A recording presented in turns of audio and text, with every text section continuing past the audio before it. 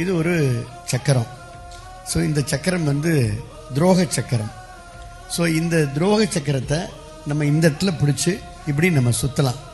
என்ன காரணம்னா அனைத்து சமூக மக்கள், எல்லா மக்களும், உதாரணத்திற்கு பெண்கள், இளைஞர்கள், சாமானியர்கள், அரசு ஊழியர்கள், விளிம்பு நிலை மக்கள், விவசாயிகள், மீனவர்கள், வணிகர்கள், மாணவர்கள், பட்டியலின மக்கள், சாமானிய மக்கள்.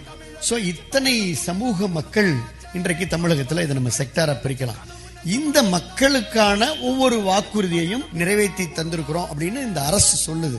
இந்த திராவிட முன்னேற்ற கழகத்துடைய அரசு, முதலமைச்சர் ஸ்டாலின், நீங்களே வாங்க, இந்த சக்கரத்தை இப்படியே நான் சுத்துறேன், சுத்தி அது ஏதாவது ஒரு இடத்துல நிக்கும். மாணவர்கள் நிக்குது. நீட் தேர்வு ரத்து செய்யப்படும் என்று வந்திருக்கிறது. நீட் தேர்வு ரத்து செய்யப்பட்டிருக்கிறதா என்பதை பொதுச் செயலாளர் 46 கூட்டத்திலையும் கேட்டுக்கிறாங்க. ரத்து செய்யப்பட்டிருக்கிறதா?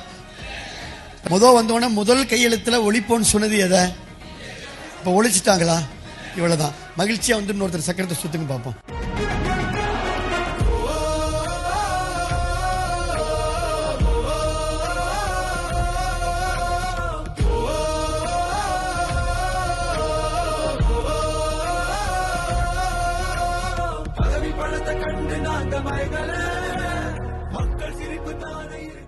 நிறைவேற்றப்பட்டிருக்கா?